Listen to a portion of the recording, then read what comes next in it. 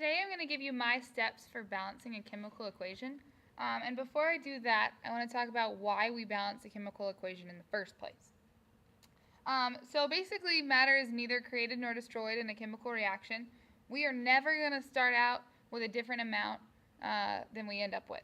So if you look at this problem, this one's a balanced equation. We have a sulfur bonding with two oxygens, and over here we have a sulfur and two more oxygens. So first I'm going to give you the steps, and then we'll come back to a problem that's similar to this one. The first thing you want to do is to write the unbalanced equation. Sometimes the problems will give you the unbalanced equation. Sometimes they'll give you a problem in words that you then have to write an equation for. So that's step one. Step two is to create a chart, and that chart is going to count the number of elements per side. So maybe how many oxygens are on one side versus the other side. And I call this the scoreboard. And just like a scoreboard in real life on a football field or any other scoreboard, you have to score on the field before you can update the scoreboard. What that means is we're going to update our equations before we ever change our scoreboard. And you'll see what I mean in just a few minutes. Then you're going to add some coefficients to give your equation equal amounts. And if you don't know what a coefficient is, it's this number at the front, and then your subscript is the number at the end of your equation.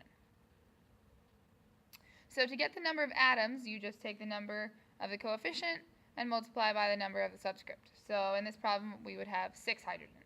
Pretty simple. Step number 4 is to reduce if you can. So if everything is divisible by 2, then you would divide the problem by 2. And then step number 5 is to double check your balanced equation to make sure that all of your atoms really do balance out. A couple more hints after those rules, things that help me out, are to focus on one element at a time. Don't worry about balancing the entire equation, just worry about one element. The second thing you want to do is to update your atom counts or your scoreboard each time you add a coefficient. So coefficients are like scoring, and then you want to update the scoreboard after you have the play on the field, so to speak. Hint number 3 is that if an element appears twice on the same side, or more than twice, you're going to save it and balance it last. So if an element is split, that's what I call it, meaning we went from having only one oxygen or oxygens all together on one side and then they split up on the other side. If they split, then we're going to balance that last.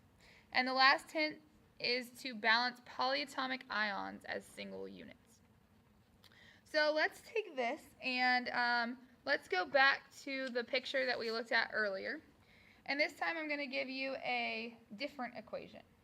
And this equation is one that you might be more familiar with, which is water. H2 plus O2 form H2O. Hydrogen is a diatomic element, and so is oxygen, which means that those elements are never ever going to appear by themselves. They'll always appear bonded with something else or bonded with each other. So we're going to take that.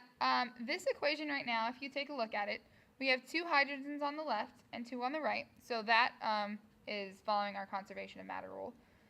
But we only have 1 oxygen on the right, and we have 2 on the left. So this is an unbalanced equation. So now let's take that equation, since it is unbalanced, and let's see if we can balance it, following the rules that we talked about a little bit earlier. First thing we are going to do is we are going to create a chart. So I'll create my chart. My chart will have hydrogen and oxygen.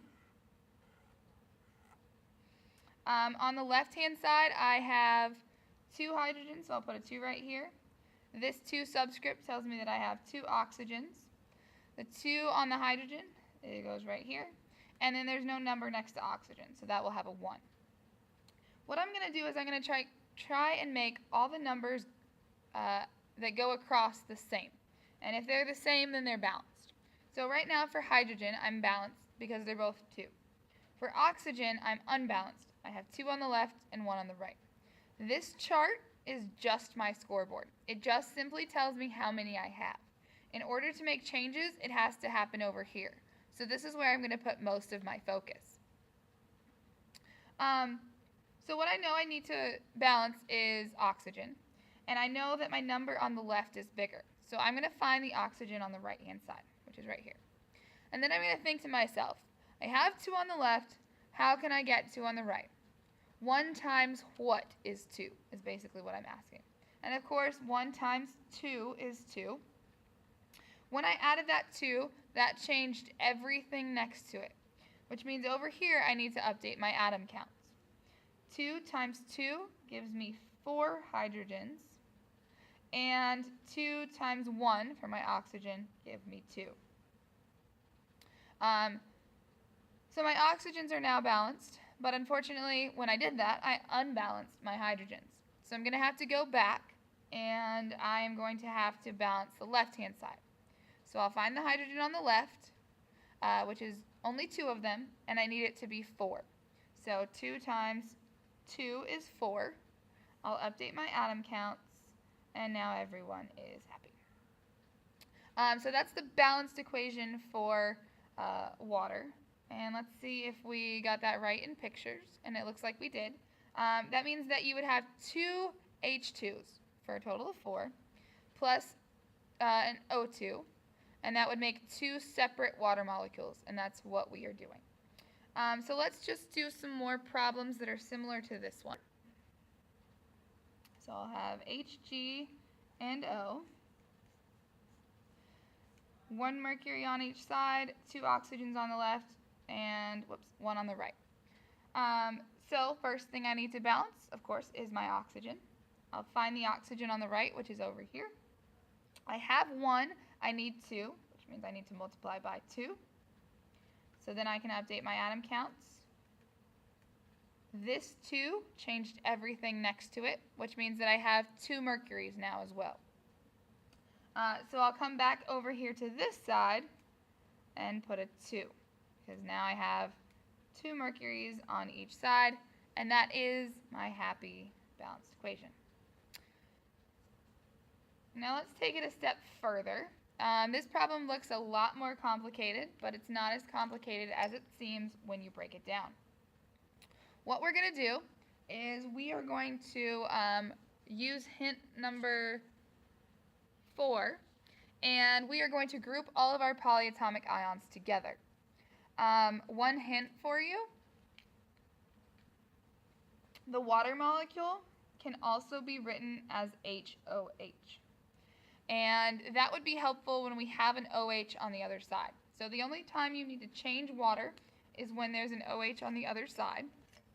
And what that